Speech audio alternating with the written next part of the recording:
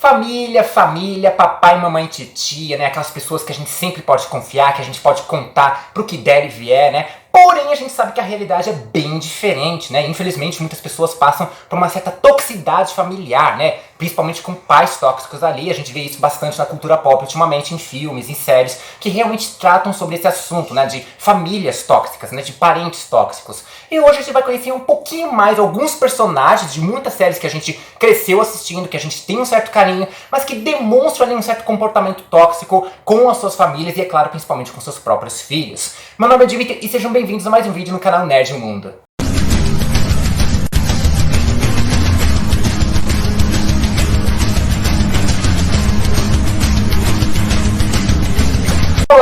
Olá, como vão vocês? Tudo bem? Seguinte, quando a gente fala em relacionamento tóxico, automaticamente a gente pensa naquele boy lixo, no cara escroto, manipulador, ciumento, possessivo ali, toda essa história aí, né? Mas tudo bem, tem garotos que são assim também, mas a grande maioria das vezes são os rapazes, né? Porém, não é apenas uma relação amorosa ou romântica que pode acabar sendo tóxica, né? Qualquer tipo de relação pode ser assim, incluindo relações familiares, principalmente entre pais e filhos. Cada vez mais a gente está vendo esse assunto sobre comportamentos tóxicos que alguns pais acabam tendo, né? Tudo bem, muitas vezes não é nem por maldade, né? Às vezes eles tiveram esse tipo de comportamento no passado, esse comportamento com eles acabam passando adiante sem saber também, né? Porém, existem realmente aqueles pais mais chatos que realmente acham que tem que bater, que criança não tem que querer nada, que criança não pode ter uma personalidade própria. Mais ou menos isso, né? E cada vez mais a gente está vendo esse tipo de assunto sobre toxicidade familiar dentro das produções de filmes e séries por aí, como por exemplo o filme Encanto da Disney, com a abuelita lá, que tenta manipular a família ali para ser inteiramente perfeita nos mínimos detalhes, ou pelo menos na visão dela de perfeição, né? Na série do Pacificador a gente teve a relação do próprio Pacificador com o pai dele, o Dragão Branco, que além de ser um completo escroto, era também um supremacista branco, e também teve um filme mais recente, né? O Red, né? Da Pixar, que a gente mostra tanto a questão do amadurecimento da Mei Lee, que tá crescendo, tá descobrindo coisas novas, tá aprendendo a ser uma pessoa própria, com uma personalidade própria, e a mãe dela que tenta evitar que isso aconteça, né? Tenta moldar a filha para ser igual a ela, ao invés de ela criar uma personalidade, opinião própria ali, né? E agora, né, já que tá esse assunto sobre pais tóxicos, ou comportamentos que alguns pais têm que podem acabar sendo tóxicos, eu vim trazer pra vocês alguns pais tóxicos que a gente teve ao longo das séries, antes mesmo de isso acabar virando um assunto na boca do povo ali, né? Conhecer um pouco mais sobre essa relação tóxica que os pais têm com seus filhos e algumas consequências que isso pode causar, e já causaram também em alguns casos aqui com os personagens, né? Mas antes de abordar esse assunto aqui, eu peço para que você se inscreva no canal, não seja tóxico, não seja uma pessoa tóxica, e se inscreva no canal, ative o sininho para sempre receber notificação de vídeos como esse, ou de notícias sobre a cultura pop, por aí afora, sobre filmes e séries e games e por aí afora. E claro, também deixa o like, gostei, o joinha, curtida, chame como vocês bem quiserem. Já fez tudo isso? Então, bora conhecer um pouco esses pais tóxicos da cultura pop. E já pra deixar de antemão bem claro aqui que eu não estou dizendo que a gente tem que cancelar esses personagens e muito menos as séries na qual eles participam, né? Até porque cancelar nunca ajudou em nada, né? Porém, a gente tem que ter um olhar crítico sobre esses personagens e sobre essas obras. Primeiro porque se trata de coisas que se passam numa época um pouco diferente da nossa, né? Embora seja bem recente, relativamente recente, né? Porém que a gente não tinha esse conscientemente na época, né? E principalmente porque praticamente todas as personagens que você está aqui são de séries de sitcom, de comédia, que realmente existe uma questão exagerada justamente para gerar uma comicidade ali, né? Por isso não se deve cancelar essas séries, não estou dizendo para fazer isso, apenas para se ter um olhar crítico e evitar que a gente cometa essas mesmas coisas que esses personagens fazem, né? Aquele famoso, crianças não façam isso em casa. Só que agora é para adultos, não façam isso em casa. Nada mais justo que começar com uma das séries mais aclamadas que já existiu, uma das séries favoritas de todo mundo, inclusive a minha série favorita, que é Friends, né? E quem já assistiu a série, quem conhece, provavelmente já deve estar pensando automaticamente em Jack e Judy Geller, né? Os pais de Mônica e Ross. E com certeza já pensaram na relação dos dois com a Mônica. Mas antes de falar sobre a Mônica, acho que é muito importante falar sobre a relação que eles tiveram justamente com o Ross.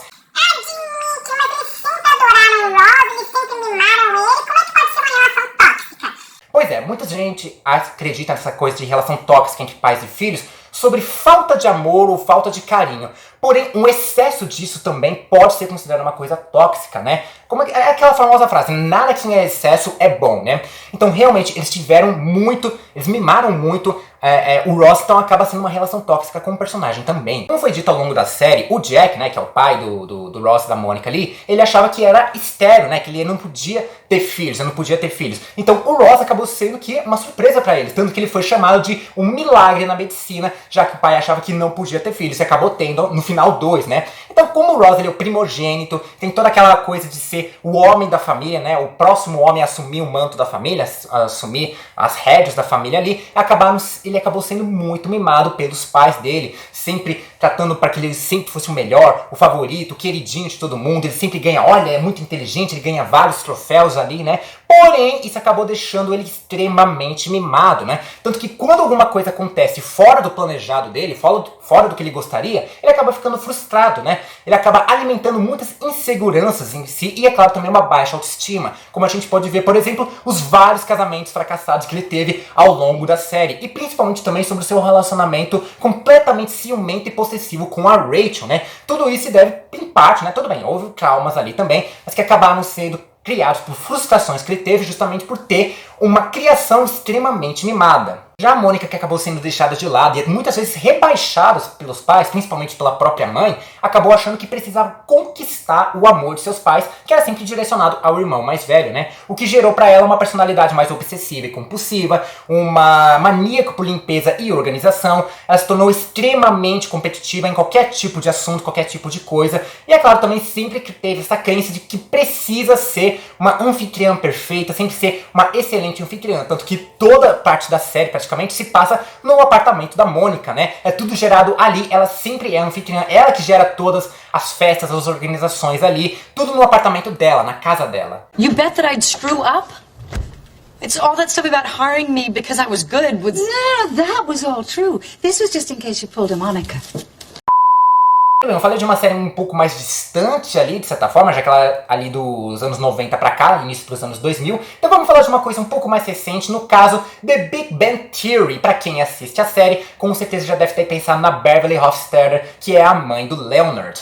Como foi deixado bem claro na série, o Leonard é o filho do meio. Então já começa com essa história aí de que o filho do meio costuma ser o filho esquecido, né? Ele tem uma irmã mais velha e um irmão caçula, que de acordo com a série, sempre foram bem mais sucedidos do que ele mesmo, né? E assim, a gente não conhece muito bem os irmãos dele, já que eles não apareceram em nenhum momento da série, a gente só tem apenas menções a eles, mas baseando também na personalidade que a mãe do Leonard tem, com certeza eles teriam sido bem mimados também. Mas como a gente não conhece direito os irmãos, como a gente não tem mais ou menos o conhecimento próprio sobre a personalidade deles, a gente não tem como dizer exatamente como foi a criação. Por isso a gente vai focar mais, é claro, no Leonard, que é um dos protagonistas da série, e a gente conhece um pouco melhor sobre como foi a criação especificamente dele. Bom, a gente sabe que a Beverly, ela tem uma personalidade bem parecida com a do Sheldon, mas acho que bem mais fria e calculista até, né? Here's your tea, Mother. Oolong? Yes. Loose, not bagged? Yes. Steeped 3 minutes? Yes. 2% milk? Yes. Warmed separately? Yes. 1 teaspoon sugar? Yes. Raw sugar? Yes. It's cold. Inclusive, acho que ela nem vê os filhos dela, e especialmente o Leonard, como se fossem filhos, pessoas, crianças ali. Pra elas, eles eram mais tipo experiências de pós-doutorado que ela estava tentando tirar. Tanto que o Leonard foi justamente essa questão de que o amor e o carinho que ele merecia ter, que qualquer criança deveria ter, tinha que ser conquistado. Ou seja, ele quer amor? Tudo bem, tem que fazer o possível pra conseguir ele, né? Por isso que ela sempre dava mais atenção pros outros filhos, tanto que ele sempre falou que esses filhos são bem mais sucedidos do que ele, né? E acabou ignorando ele. É tipo assim, ok, a primeira a gente vai dar todo o carinho, o segundo, que é o Leonard, a gente ignora pra ver os resultados, e a gente tenta de novo com o terceiro, né?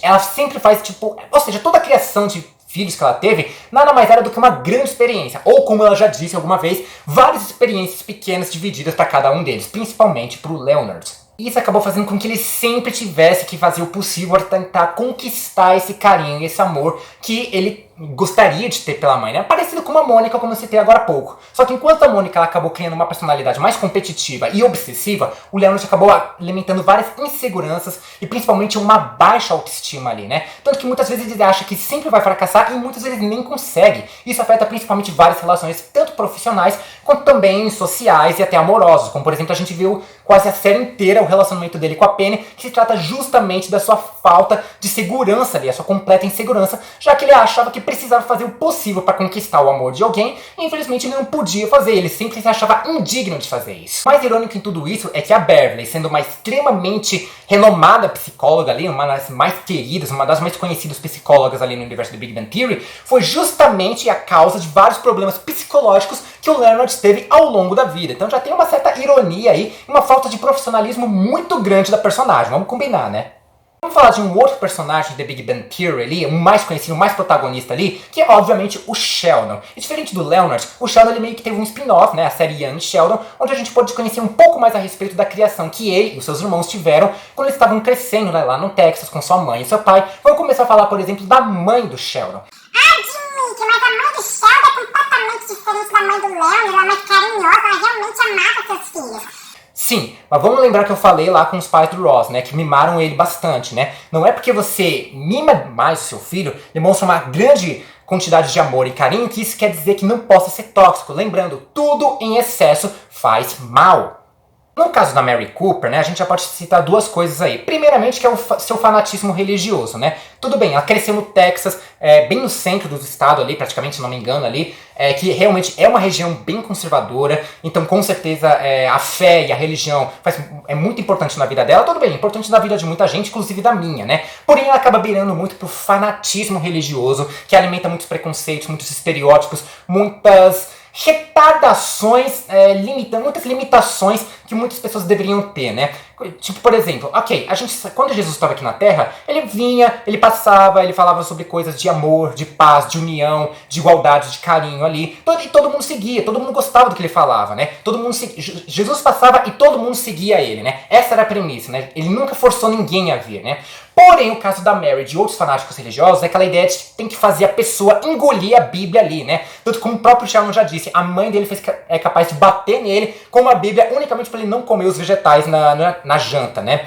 E realmente, isso acabou criando um distanciamento dos filhos em relação à fé. Uma coisa que deveria ser de amor, uma mensagem de paz ali para todo mundo, e que deveria unir as pessoas, a Mary acabou usando para separar todo mundo. E eu não estou dizendo aqui que esse excesso de fanatismo religioso, na verdade, fanatismo de religioso, já é um excesso, né? Eu não estou dizendo que esse excesso de religião ali tenha fazido com que o Sheldon se tornasse ateu, né? Porém, acabou fazendo com que o Sheldon tivesse uma aversão, não só ao cristianismo, mas praticamente qualquer outro tipo de crença religiosa, né? Até porque não é porque uma pessoa é ateia que necessariamente ela vai ter alguma aversão a alguma crença, né? Por exemplo, o Leandro Carnal, ele é ateu, mas nunca que ele falou mal da religião. Tudo bem, já criticou algumas vezes o comportamento fanatista, né? De várias crenças aí, né? Mas ele sempre fala sobre Deus, ele sempre fala sobre Jesus, sobre o que realmente a religião deveria pregar, e mesmo assim ele é ateu, né? Ele não possui, não é porque ele é ateu que ele possui uma aversão a isso. No caso da Mary não foi assim. O excesso justamente foi esse fanatismo que acabou fazendo com que o Sheldon tivesse uma aversão a qualquer tipo de crença. O segundo ponto é que o Sheldon ele foi aquela criança especial, né? A gente sabe que ele tem um tipo de personalidade que muitas pessoas consideram autista, né? Que muitas pessoas acham que o Sheldon é autista, embora nunca tenha sido 100% confirmado isso. A gente percebe que também tem um TOC, né? O transtorno obsessivo compulsivo, né? Na época em que ele cresceu, ali, anos 80 para 90, tudo bem que não era um assunto muito abordado, muito conhecido, que muita gente levava a sério. Você vê que tem um monte de pessoas que ainda não levam a sério. E ainda mais tratando do Texas, que é um local onde muita gente acha muita gente com crença limitante ali, né? Então realmente tem aquela ideia de que isso é falta de Deus, é frescura, é só rezar que tá bom ali, né? Então, justamente por conta dessa falta de conhecimento sobre assuntos psicológicos, que faz com que a Mary entre num caminho oposto, não achando que é tudo frescura, que no caso seria o pai do Sheldon, mas eu já vou falar disso em um outro assunto aí, né? Mas ela acabou mimando o Sheldon. Tudo bem, a gente tem que ter um tratamento, eu não diria especial, um tratamento mais adequado para pessoas que têm esse tipo de transtorno de personalidade. Porém, a mãe, justamente por não ter conhecimento sobre o assunto, acabou mimando o Sheldon. E a gente entra de novo nesse assunto de que relação tóxica não é apenas a falta de amor e carinho, mas o excesso disso também, né? E o Sheldon acabou ficando extremamente mimado, tanto que quando alguma coisa não sai do jeito que ele gostaria, ele começa a fazer a famosa birra ali, né? Como a gente vê ao longo da série de The Big Bang Theory o tempo todo. Tanto que ele acabou criando uma personalidade bem egocêntrica também, né? Tipo, se no assunto não é referente a ele, não é importante. Se não refere a alguma coisa que incomode ele, ou que atrapalhe ele, ou que ele goste, não é tão importante assim. Já que eu falei da mãe do Sheldon, vamos falar do pai dele também, né, o George. Só que ao invés de falar sobre o pai dele com o Sheldon, vamos falar sobre em relação ao irmão mais velho dele, que também se chama George. Na verdade é George e Georgie. Mas também não tem grande diferença. Vamos falar assim, né? Vou falar George especificamente pro irmão do Sheldon e o pai vou chamar de pai mesmo, que se dane. Esse sim a gente realmente pode considerar a clássica clássica relação tóxica que um pai tem com o filho, né? Que ao invés de preferir ser um pai, ser carinhoso e protetor ali com o filho, né? Ele acaba indo para o caminho de ser mais uma autoridade, né? Tipo, você tá na minha casa, você faz o que eu quiser, você tá na minha casa, você vai gostar do que eu quiser, parará pururu, né? Tanto que o George, né? Ele acabou arrumando um emprego cedo, tudo bem que é muito comum, né? Muita gente arruma um emprego, só que no caso acabou sendo meio que por pressão do pai, né? Porém, ele acabou gostando do emprego, ele conseguiu fazer uma boa grana ali, só que ele começou a se dedicar bastante a esse emprego. Afinal, ele começou a ter uma personalidade mais responsável, né? Ou minimamente responsável. Porque vamos combinar que o filho ali, mais velho do Young Sheldon, realmente não é um dos personagens mais responsáveis ali, né?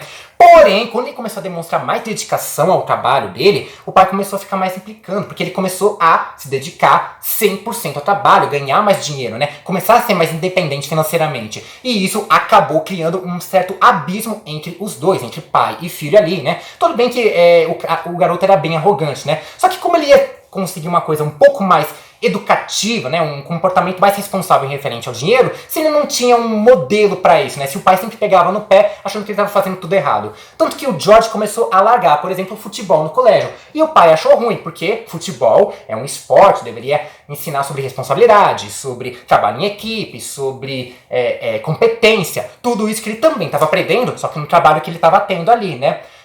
E assim, ele estava muito implicando para que o filho fosse igual a ele, ao invés de ter orgulho dele se tornar uma pessoa própria, ter uma personalidade própria, ter uma opinião própria ali, né? E um exemplo muito bom disso é em um determinado episódio em que os dois estavam no carro, né? Eles estavam voltando para casa, eu acho, né? E o George decidiu ajudar, né? Ele se ofereceu para ajudar a consertar o ar-condicionado do carro. E o que o pai dele fez? Mandou ele ir para casa a pé ali, abandonou o filho no meio da estrada e deixou ele ir, voltar a pé ali. Ou seja, ele preferiu proteger o seu ego, sua masculinidade frágil ali, né? A sua ideia de ser o proveniente, né? Proveniente não, né? Ser o provedor da família, ser o macho alfa, do que realmente sentir orgulho, demonstrar orgulho e incentivar o filho justamente por ele estar tendo uma personalidade, uma atitude responsável, competente e principalmente altruísta. Afinal de contas, ele está oferecendo ajuda pro pai ali, né? Mas ele tem aquela personalidade que ele é o homem da casa, ele é o patriarca da família, ele tem que ser o provedor. Ele não pode aceitar que outra pessoa ajude ele financeiramente, principalmente.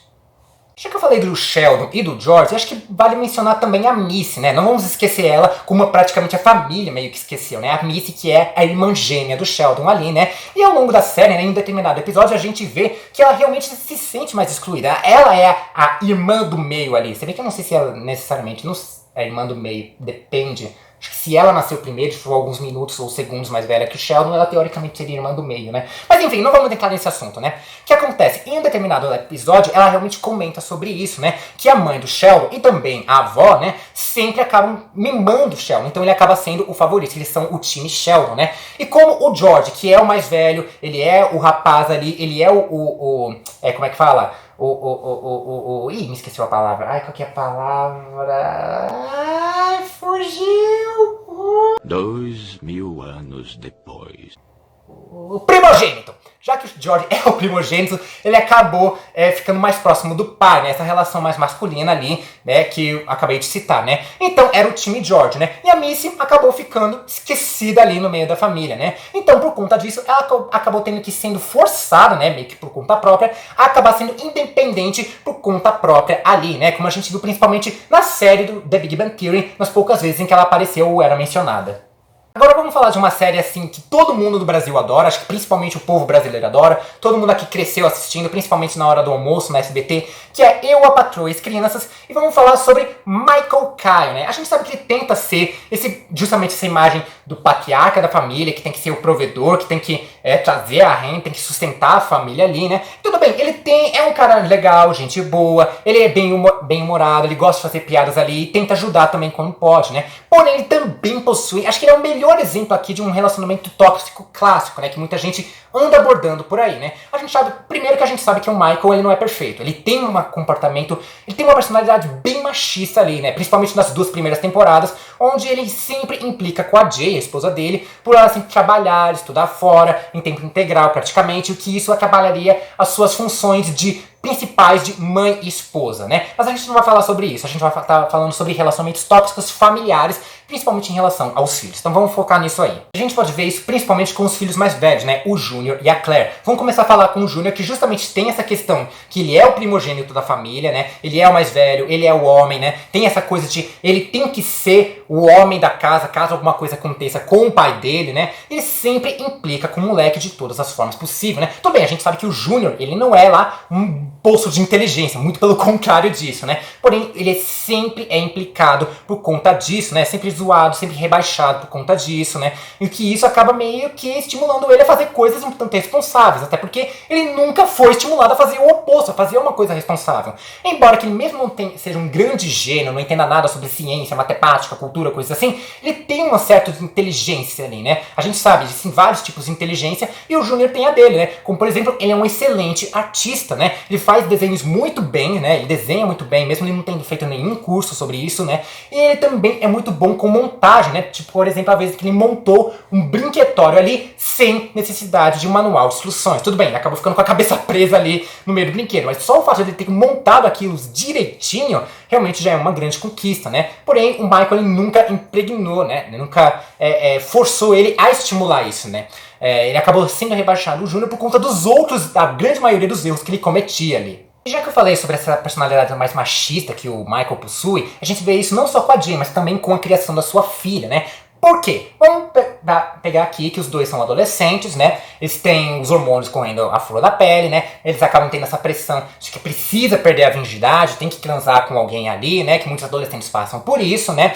E a gente vê essa comparação da educação sexual que o Michael tem com os seus filhos. Com o Júnior, o que ele faz? Ok, não cria grandes expectativas, eu gostaria que você esperasse um pouco mais, mas eu também não posso ficar segurando sua mão o tempo todo. Vai lá, tudo bem. É aquela ideia, né?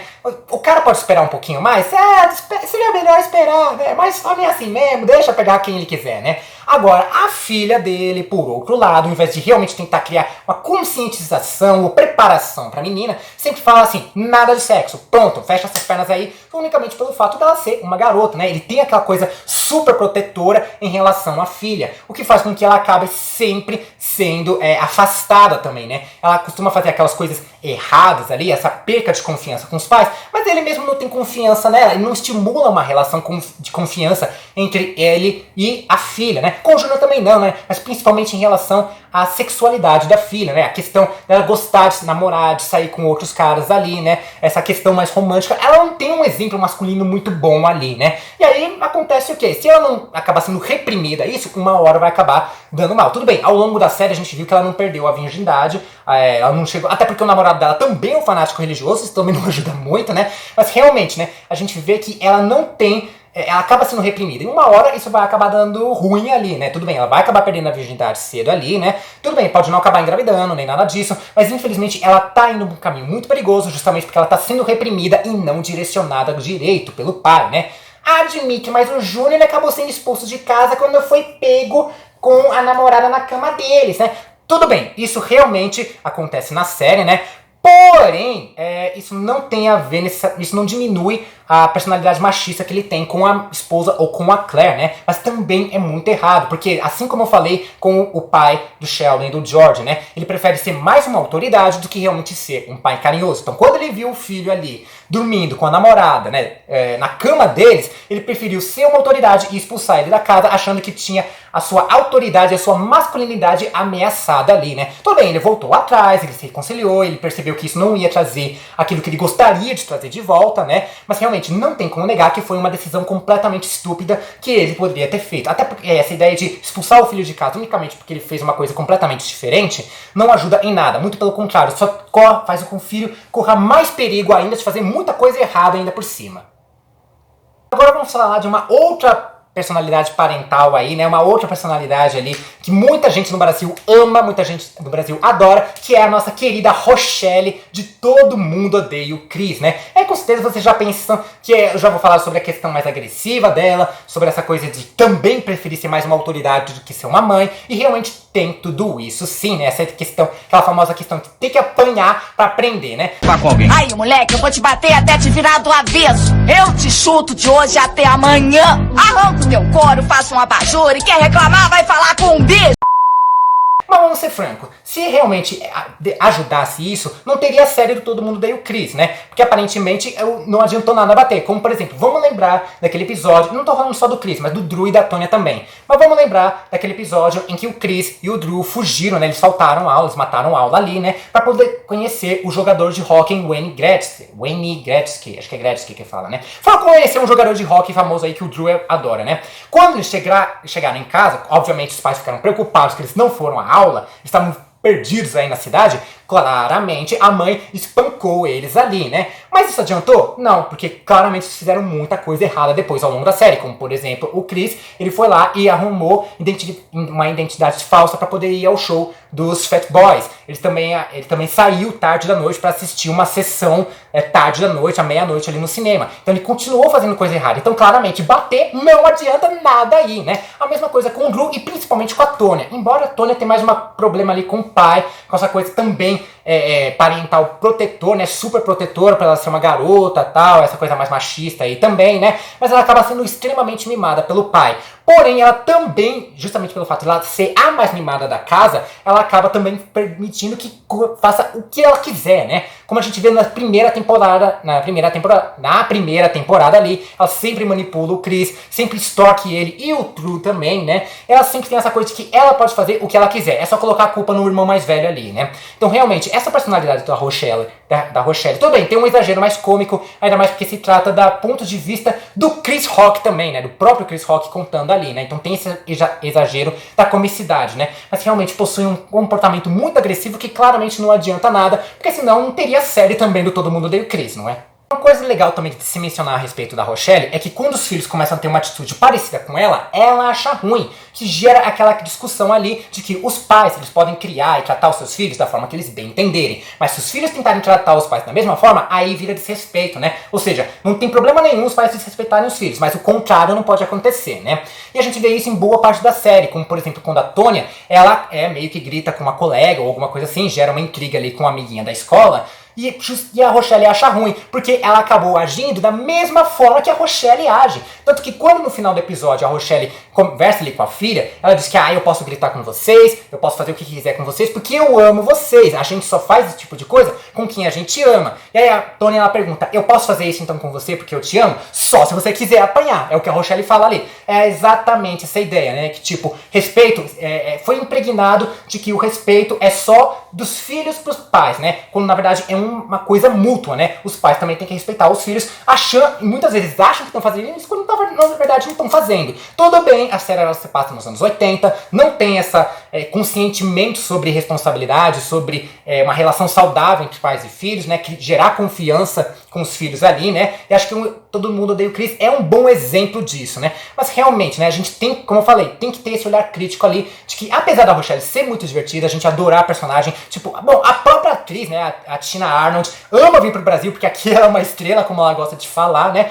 A gente realmente tem que perceber, né? Que apesar de ser divertido, a gente não pode tratar isso como uma excelente forma de tratar os filhos, porque não é, né? Acaba não sendo uma coisa completamente retrógrada, inclusive, né? E a gente pode ver isso ao longo da série também. Bom, gente, esses foram alguns exemplos de pais tóxicos ou de pais com tratamento, né, com personalidade ou um tipo de relação tóxica que eles acabam tendo com os filhos, né. Existem com certeza outros exemplos também que não sejam de sitcoms, né, mas é o tipo de conteúdo que eu consumo mais, então claramente eu trouxe mais de sitcom mesmo, né, sitcoms. E papais e mamães que estiverem assistindo esse vídeo, não me critiquem, não me cancelem se vocês perceberam que vocês fazem alguma coisa aqui que eu citei ao longo desse vídeo, né? Eu não tô falando que vocês são pessoas ruins, muito pelo contrário. Tô falando para que vocês tenham mais atenção, que vocês se policiem um pouco mais, que vocês possam aprender. Tudo bem, às vezes vocês podem ter tido esse tipo de criação com os seus pais, né? Mas a gente sabe hoje em dia que não é um tipo de coisa que ajuda, um tipo de coisa que resolve, né? Que com certeza não é saudável. Então, com certeza, vocês podem ter um tipo de abordagem um pouco mais saudável, um pouco mais... estabelecer uma relação mais respeitosa e de confiança também com os seus filhos, ok? Não precisa me criticar, não precisa me cancelar, pelo amor de Deus, porque cancelamento nunca ajudou em nada, como eu falei no começo desse vídeo, ok? Mas é isso, eu vou ficando por aqui, espero que vocês tenham gostado, não se esqueçam de se inscrever no canal, ativar o sininho para receber a notificação de novos vídeos, deixa seu like, gostei, joinha, curtida, chame como vocês bem quiserem, né? Comenta aí embaixo outros exemplos de pais tóxicos que vocês devem conhecer, ou de pais que têm um comportamento tóxico em relação aos seus filhos. Não precisam ser só pais, podem ser qualquer outro tipo de parente também, familiar, né? E é claro, compartilha esse vídeo pra todo mundo que é fã de séries, de filmes, de assuntos assim desse tipo, né? De relações tóxicas. E é claro, pra todo mundo que é fã de uma maneira geral. Eu vou ficando por aqui, um forte beijo e abraço e falou!